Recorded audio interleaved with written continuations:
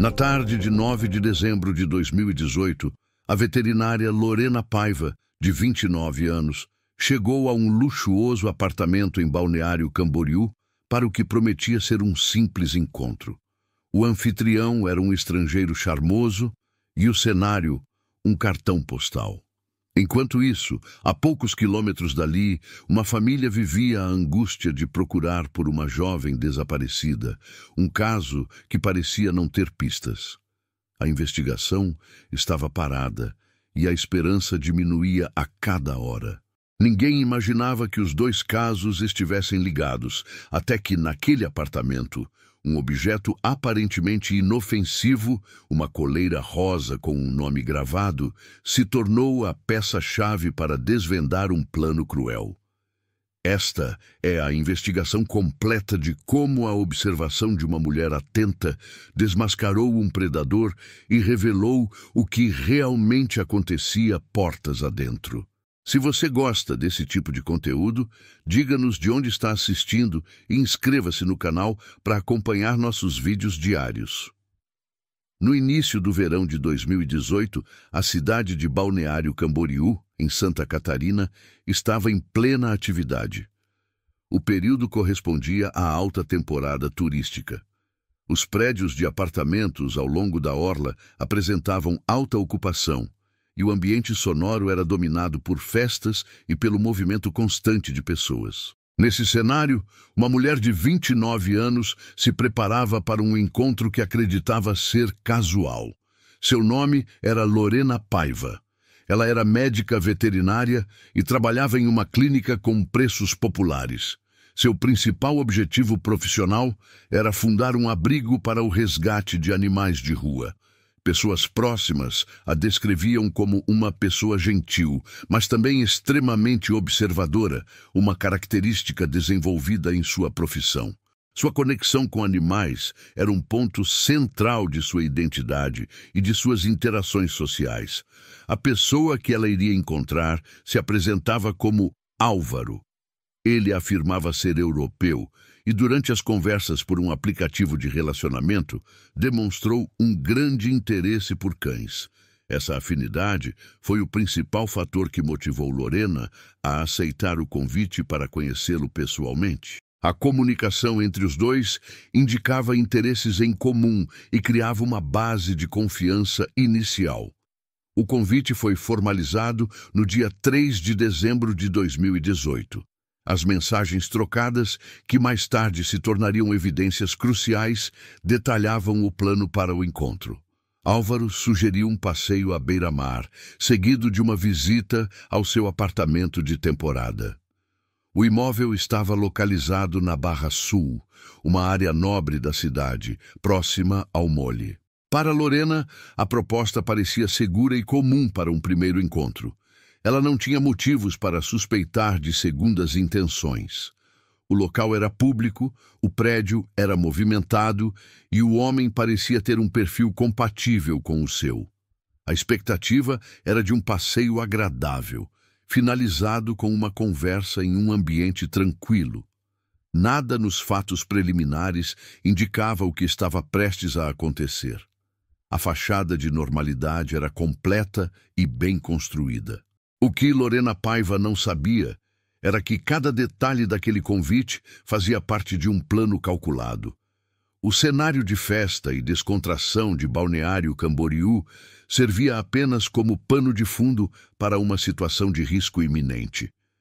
O interesse por animais, usado como isca, era a peça central de uma manipulação que seria revelada por um único objeto encontrado fora de lugar. Aquele encontro não era sobre afinidades. Era sobre um predador selecionando sua próxima vítima. Lorena Paiva tinha 29 anos e uma carreira definida por sua dedicação. Trabalhava como médica veterinária em uma clínica popular, onde o acesso ao tratamento de animais era facilitado para tutores de baixa renda. Sua escolha profissional não era motivada apenas por interesse financeiro. Ela demonstrava um compromisso claro com o bem-estar de animais que, em outras circunstâncias, poderiam não receber os cuidados necessários. Seu principal projeto de vida era a criação de um abrigo de resgate. Ela planejava estruturar um local para acolher e tratar animais abandonados ou vítimas de maus tratos. O objetivo era oferecer uma segunda chance a cães e gatos em situação de vulnerabilidade, reabilitando-os para uma adoção segura e responsável. Este sonho consumia grande parte de seu tempo livre entre planejamentos e buscas por apoio. Sua rotina diária na clínica a tornou uma profissional extremamente observadora. Ela era treinada para identificar sinais sutis no comportamento dos animais, pois eles não podiam comunicar verbalmente suas dores ou desconfortos. Um pequeno sintoma, uma mudança de postura ou a falta de apetite eram, para ela, informações cruciais que podiam indicar um problema grave. Essa capacidade de análise detalhada era uma ferramenta de trabalho essencial. Colegas e clientes a descreviam como uma pessoa calma e gentil. Sua ligação com os animais ia além da profissão. Era um traço fundamental de sua personalidade. Essa conexão era o que a motivava a buscar especializações e a se manter atualizada sobre novas técnicas de tratamento. Ela entendia a importância dos animais de estimação na vida das pessoas e tratava cada caso com seriedade e empatia. Essa combinação de foco profissional, atenção a detalhes e um genuíno interesse pelo mundo animal definia quem era Lorena Paiva. Eram essas mesmas características que, em breve, seriam colocadas à prova em um contexto completamente diferente. Sua capacidade de notar o que estava fora do lugar, desenvolvida ao longo de anos de prática veterinária, se tornaria seu principal recurso de sobrevivência. No dia 9 de dezembro de 2018, às 18 horas, Lorena Paiva chegou ao endereço combinado. O prédio ficava na Barra Sul, em Balneário Camboriú. Sua entrada no edifício foi registrada pelas câmeras de segurança do hall. Um fato que mais tarde se tornaria parte da investigação oficial. Ela subiu até o apartamento de Álvaro e foi recebida por ele. Ao entrar no imóvel, sua atenção, treinada pela profissão, começou a registrar o ambiente de forma metódica. No hall de entrada do apartamento, não havia sinais de um animal de estimação. Não existiam potes de ração ou água no chão. Nenhum brinquedo de cachorro estava visível. A ausência desses objetos contrastava diretamente com a imagem que Álvaro havia construído durante as conversas online. Ele se descrevia como um grande entusiasta de cães, uma característica que foi fundamental para que Lorena aceitasse o encontro. A organização do apartamento era impessoal, algo característico de um imóvel de aluguel por temporada. Contudo, a falta completa de qualquer vestígio de um cachorro era um detalhe específico e dissonante. Um tutor dedicado normalmente possui itens básicos para o cuidado de seu animal, mesmo em uma residência temporária. Lorena não identificou uma cama, uma guia de passeio pendurada perto da porta ou sacos para recolher dejetos. Não havia arranhões em portas, pelos em estofados ou o odor característico que um animal deixa no ambiente. Para Lorena, a discrepância era um fato concreto, não uma simples impressão. A narrativa de Álvaro sobre seu suposto amor por cães não encontrava nenhuma correspondência física no local. Este foi o primeiro alerta, um sinal sutil de que a realidade do encontro era diferente da expectativa criada. A estranheza inicial ainda não representava uma ameaça clara, mas foi o suficiente para acionar seu instinto observador. Era a primeira peça de um quebra-cabeça que ela ainda não compreendia. Às 18h20, enquanto estava na sala de estar, Lorena identificou o objeto que quebrava a lógica do ambiente. Perto de um sofá, jogada no chão, estava uma coleira de cachorro. O item era de cor rosa, com um design claramente infantil ou para um animal de pequeno porte. A presença da coleira era uma contradição direta com a ausência de qualquer outro vestígio de um animal no apartamento. Lorena se aproximou para observar o objeto com mais atenção. Na placa de metal presa à coleira havia informações gravadas. Eram 2 linhas de texto. A primeira continha um nome, Bea.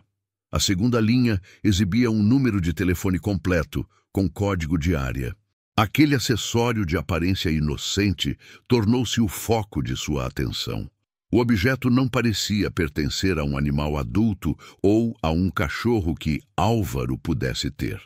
A combinação de um nome e um telefone em um item isolado acionou um nível de alerta que ia além da simples estranheza. A lógica profissional de Lorena, acostumada a analisar detalhes e inconsistências, indicava que algo estava fundamentalmente errado. A coleira não era um item perdido ou esquecido. Sua localização e características não se encaixavam na narrativa apresentada pelo anfitrião. Era uma peça fora do lugar, e a veterinária entendeu imediatamente que precisava descobrir a quem ela pertencia. Às 18h35, Lorena Paiva agiu. Utilizando seu telefone celular, ela discou o número gravado na placa de metal da coleira rosa. A decisão foi baseada em seu instinto profissional, que indicava uma grave inconsistência entre os fatos apresentados por Álvaro e a evidência física que encontrou. Como uma medida de segurança previamente combinada, ela mantinha uma chamada de áudio ativa com sua amiga Soraya. A amiga estava ciente do encontro e podia ouvir o que acontecia no ambiente. Uma voz de mulher atendeu a ligação. Lorena se identificou brevemente e explicou o motivo do contato de forma direta. Ela informou que havia encontrado uma coleira com o nome Bea e aquele número de telefone gravado. Do outro lado da linha, houve uma pausa curta, seguida por uma resposta que alterou completamente a natureza da situação. A mulher disse: "Essa coleira era da minha filha." A informação foi conclusiva. A frase confirmou a suspeita de Lorena de que o objeto não pertencia a um animal de estimação. O nome Bea não era de um cachorro, mas sim de uma pessoa. Soraya, que ouvia a conversa à distância, também compreendeu a gravidade da revelação. O que era um encontro com um desconhecido se transformou em um cenário de alto risco. Para Lorena, a percepção da realidade dentro daquele apartamento mudou instantaneamente. O homem que a recebeu não era um simples anfitrião com uma história mal contada. Ele estava na posse de um objeto pessoal pertencente a uma jovem. A coleira deixou de ser um item curioso e se tornou a prova material de um possível crime. A veterinária estava agora na presença de um indivíduo diretamente ligado ao desaparecimento de outra mulher. Ela precisava manter a calma e encontrar uma maneira de sair do local em segurança. A ligação havia revelado o horror, mas também a havia colocado em perigo iminente. A chamada telefônica foi encerrada. No instante em que Lorena baixou o celular, a dinâmica dentro do apartamento mudou de forma irreversível. Álvaro observava cada movimento dela. Ele não precisou ouvir a conversa para entender o que havia acontecido.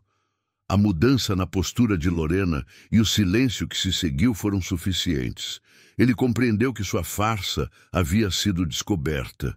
A expressão amigável em seu rosto desapareceu. Foi substituída por uma fisionomia tensa e hostil. O comportamento antes charmoso e acolhedor deu lugar a uma postura de confronto direto. Ele se moveu, diminuindo a distância entre eles.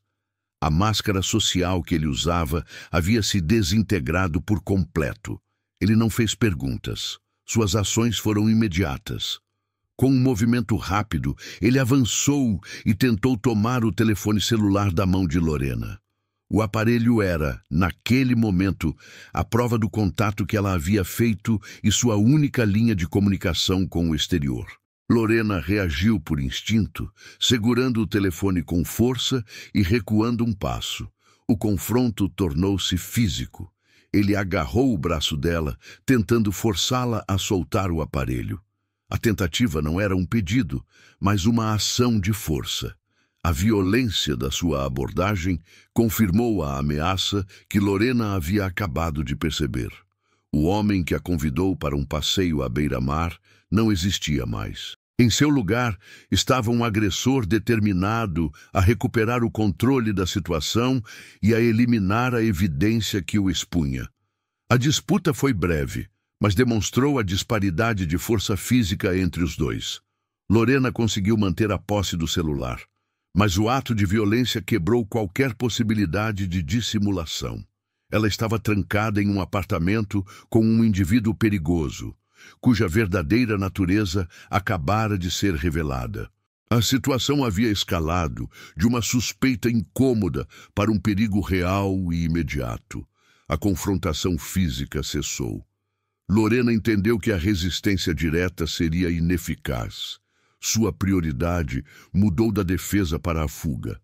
Ela precisava sair do apartamento, e a única maneira de conseguir isso seria através de uma estratégia que não envolvesse força. A violência do agressor indicava que qualquer sinal de pânico ou uma tentativa de fuga explícita poderiam ter consequências graves. Ela precisava de um pretexto. A desculpa deveria ser comum, plausível e justificar sua saída imediata do imóvel. Mantendo o controle externo de suas emoções, ela formulou um plano rápido. Virou-se para Álvaro e, controlando a respiração para manter a voz firme, disse que precisava descer até a portaria para buscar uma garrafa de água. Para dar credibilidade à sua história, ela argumentou que estava com a garganta seca após a tensão do momento. A justificativa era lógica e, crucialmente, sugeria uma ausência breve. A intenção era transmitir a ideia de que ela voltaria em poucos minutos, o que poderia diminuir a urgência dele em impedi-la. Era uma manobra para ganhar tempo e espaço. Sem esperar por uma resposta verbal, ela se moveu em direção à porta de saída. Cada passo era calculado. Ela manteve uma postura neutra, evitando contato visual direto que pudesse ser interpretado como um desafio ou como medo. O homem a observava em silêncio, processando a situação. Ele não a impediu.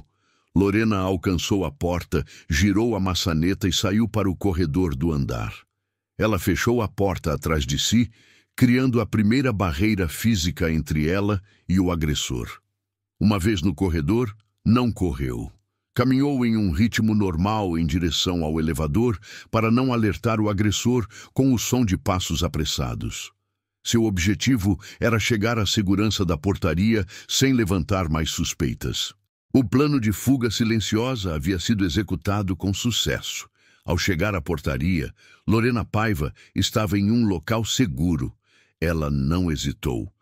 Usou seu telefone celular para acionar a polícia e relatou a situação de forma clara e objetiva. Comunicou a identidade do homem, o endereço do apartamento e a descoberta da coleira pertencente a uma pessoa desaparecida. A chamada foi tratada como uma emergência de alta prioridade. A resposta foi imediata. Uma viatura da polícia chegou ao edifício em poucos minutos. A operação foi conduzida pela inspetora Mirella, que encontrou Lorena na entrada do prédio. Após ouvir um resumo dos fatos, a inspetora e sua equipe subiram com Lorena até o andar do apartamento. A presença dela era necessária para a identificação exata da porta. Os policiais se posicionaram de forma tática no corredor.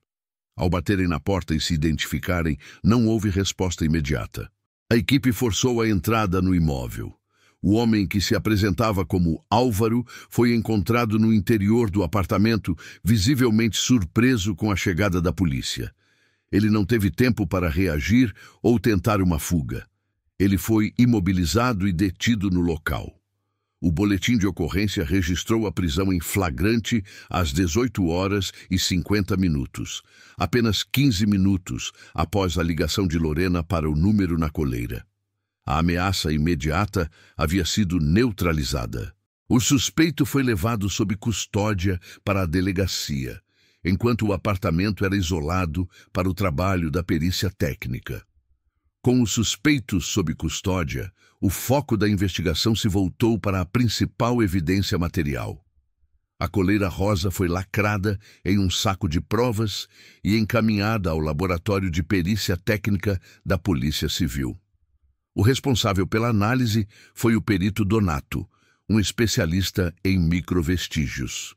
O objetivo era extrair qualquer informação que o objeto pudesse fornecer sobre sua origem e sobre os eventos que levaram ao seu aparecimento no apartamento. O exame começou com um microscópio de alta precisão. A primeira descoberta foram microfibras presas ao tecido sintético da coleira. A análise revelou que as fibras não pertenciam ao material da própria coleira. Eram de um tecido azul e branco, com uma composição comumente utilizada na fabricação de uniformes escolares. Próximo ao local das fibras, o perito identificou um resíduo de cola. A composição química era compatível com adesivos de etiquetas de identificação ou de preço, sugerindo que algo esteve colado ali e foi removido. Em seguida, a atenção se voltou para as partes metálicas. O exame do fecho de metal revelou arranhões recentes. As marcas não eram consistentes com o uso normal por um animal. Elas indicavam que o fecho foi forçado ou manipulado com um objeto e não aberto de maneira convencional. A análise metalográfica confirmou que os sulcos eram novos, feitos pouco tempo antes de a coleira ser recolhida. A evidência mais conclusiva foi encontrada presa ao mosquetão, o pequeno gancho de metal da coleira. Um único e fino fio de cabelo estava enrolado na articulação da peça. Era quase imperceptível a olho nu. O fio foi cuidadosamente removido para análise em um microscópio eletrônico de varredura. O laudo confirmou o que o diâmetro do fio já sugeria. A estrutura capilar era de uma criança ou de uma jovem adolescente, descartando a possibilidade de pertencer a um adulto. Cada um desses achados foi documentado em um relatório forense detalhado. As fibras do uniforme, o resíduo de cola, os arranhões no fecho e o fio de cabelo infantil formavam um conjunto de provas coeso. A coleira deixou de ser um simples objeto encontrado em uma cena de crime. Ela agora conectava o suspeito a uma vítima específica, a um ambiente escolar e a um provável ato de violência. A análise do perito Donato transformou o acessório na chave para desvendar um crime muito maior. A investigação confirmou que o suspeito não possuía animais de estimação. Seu interesse por cães era uma construção. Ele não era um tutor, mas um predador que operava com um método específico. As autoridades descobriram que ele colecionava objetos pessoais de suas vítimas. Esses itens funcionavam como troféus. A posse desses objetos permitia que ele mantivesse uma forma de controle emocional sobre os crimes que cometia. Eram ferramentas para reviver os eventos e reforçar seu poder sobre as vítimas. A coleira rosa com o nome Bea era a peça central desse método. Ela não era apenas um troféu de um crime anterior. O objeto tinha uma dupla função. Era também uma isca. O suspeito utilizava a coleira para validar sua identidade falsa de amante de cães. Ele a deixava em um local visível para atrair mulheres com um perfil específico. Aquelas com forte ligação com animais, como Lorena Paiva. O acessório era parte de um ciclo de violência. Ele usava o troféu de uma vítima para capturar a próxima. A investigação revelou um padrão de comportamento calculado e repetitivo, onde objetos de afeto eram transformados em instrumentos de manipulação. A coleira rosa tornou-se a peça central de duas investigações. Com a prisão do suspeito, a prioridade da polícia passou a ser a identificação da proprietária do objeto. A informação obtida por Lorena Paiva durante a ligação foi o ponto de partida. A mulher que atendeu o telefone era a mãe de uma jovem desaparecida dias antes. A vítima foi identificada como Beatriz Almeida, de 14 anos. Seu desaparecimento havia sido registrado pela família 5 dias antes da prisão de Álvaro. Ela foi vista pela última vez saindo da escola, localizada a poucos quilômetros do centro de Balneário Camboriú. O caso estava sendo tratado como um desaparecimento comum, sem indícios de crime ou suspeitos definidos.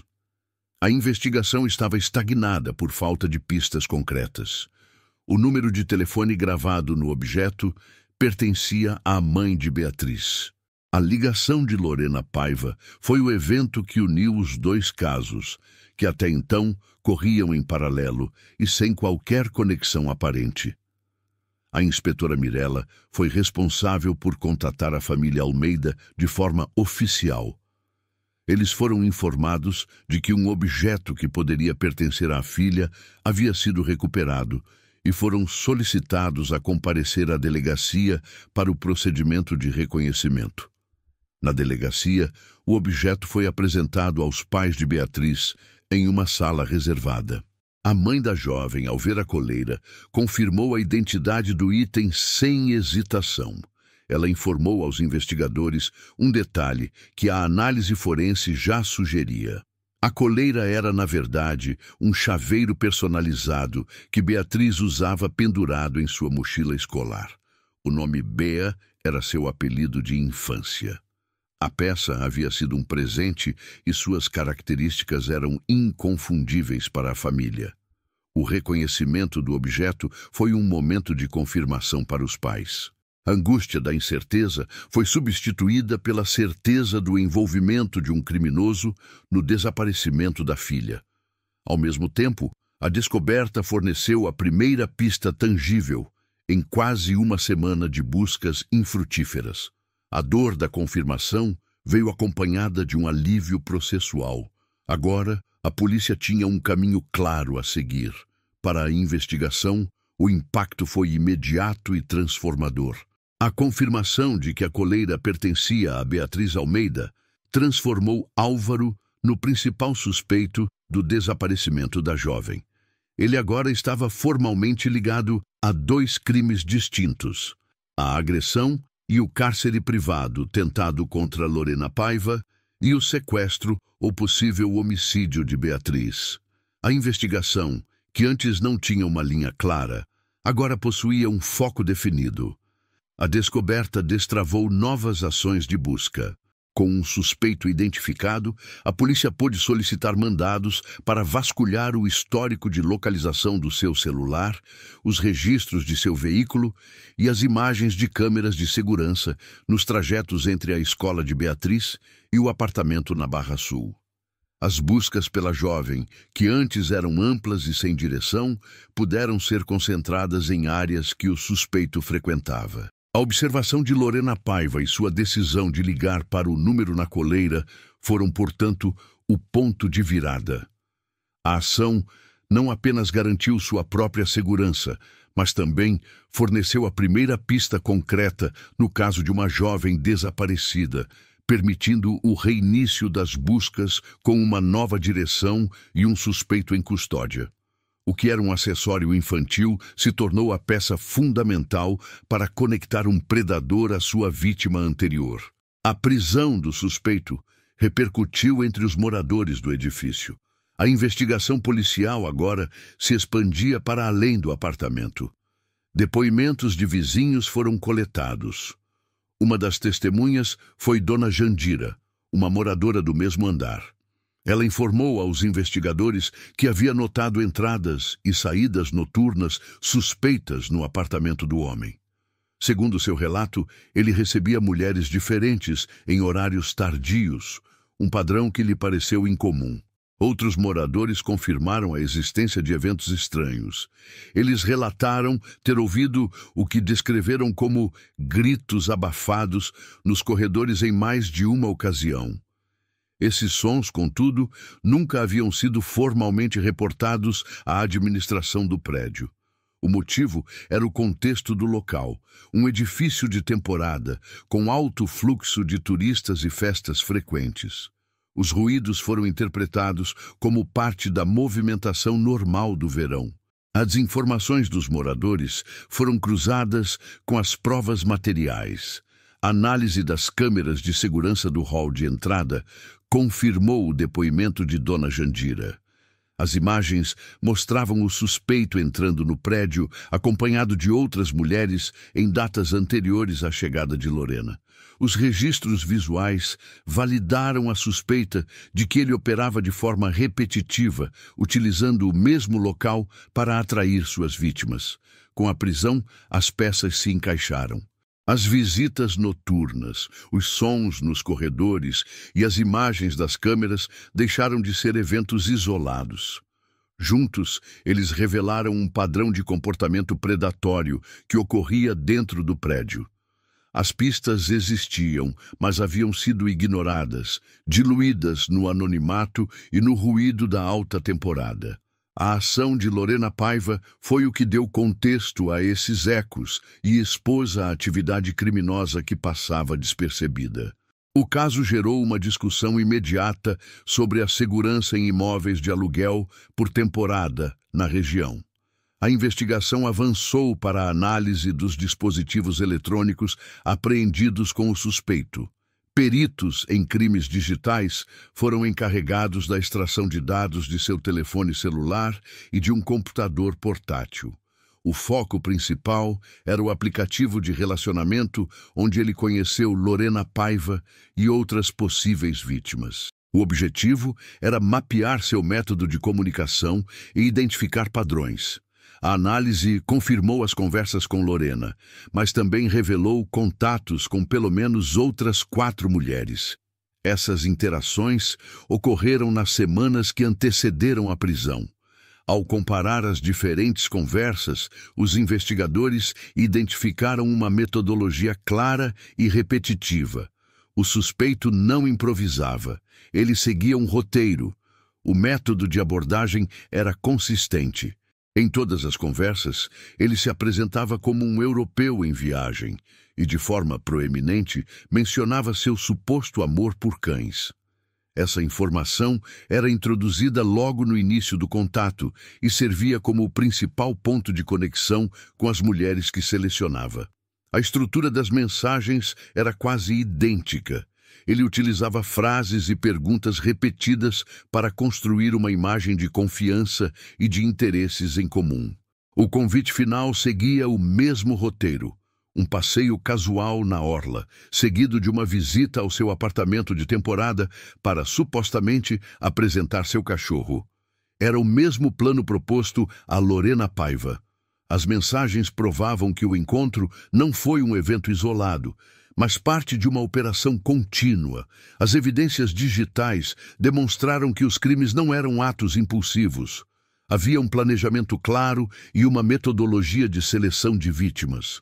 O falso amor por animais era a ferramenta central de sua manipulação, usada sistematicamente para atrair mulheres com um perfil específico. Cada conversa era um ensaio, e cada convite seguia um roteiro projetado para levar a vítima ao local do crime. O caso teve repercussão imediata na comunidade de Balneário Camboriú. A prisão do suspeito em um prédio de alta temporada expôs uma falha de segurança que era, até então, subestimada. Moradores e associações de condomínios passaram a exigir protocolos mais rígidos de controle de acesso e de registro de visitantes. O debate sobre a segurança em imóveis de aluguel se tornou uma pauta prioritária para as autoridades locais, que buscaram implementar novas regulamentações para o setor. Contudo, o principal legado foi além da segurança predial. A história da coleira, um objeto pequeno que se tornou a chave para 2 investigações, inspirou a criação de uma campanha de conscientização pública. A iniciativa, liderada por organizações da sociedade civil com apoio da polícia, incentivava cidadãos a verificar com mais atenção objetos achados, especialmente aqueles com nomes, números de telefone ou qualquer outra informação de identificação. A mensagem era clara: um item perdido poderia ser uma pista crucial. A campanha evoluiu para uma proposta mais estruturada: a criação de um banco de dados municipal de itens pertencentes a pessoas desaparecidas. Este sistema passou a catalogar objetos pessoais encontrados em locais públicos ou recuperados em investigações, permitindo o cruzamento de informações entre diferentes casos e facilitando o processo de reconhecimento por parte das famílias. Essas mudanças, tanto na segurança quanto na metodologia de investigação de desaparecidos, foram um resultado direto da observação e da coragem de Lorena Paiva. Seu ato não apenas salvou sua própria vida, mas também implementou ferramentas para proteger outras pessoas no futuro. O caso de Balneário Camboriú levanta uma questão central: como um objeto de aparência inofensiva se tornou a prova material de um plano criminoso. A coleira rosa era, em sua essência, um acessório. Para a família de Beatriz Almeida, representava uma lembrança pessoal, um chaveiro usado em uma mochila escolar. Para o criminoso, seu significado era outro. Ele a transformou em uma ferramenta de controle e em um instrumento de caça. A manipulação foi o pilar de sua estratégia. Ele utilizou um símbolo de afeto, o amor por animais, para criar uma falsa conexão e atrair mulheres para um ambiente isolado. A coleira era a prova física dessa farsa. Dentro do apartamento, o objeto funcionava como um troféu, um registro de seu poder sobre uma vítima anterior. Fora do apartamento, nas conversas online, era a isca para a próxima. O que o predador não previu foi que o mesmo objeto que lhe dava uma sensação de controle também continha as provas de seus crimes. As microfibras de uniforme, o fio de cabelo infantil e os arranhões no metal não eram apenas detalhes. Eram a assinatura silenciosa da violência. O caso demonstra como a observação atenta a inconsistências pode desmascarar planos complexos. Um item fora de lugar, em um contexto que não fazia sentido, foi o suficiente para expor um predador em série. Se você acompanhou este caso, diga-nos de onde está assistindo.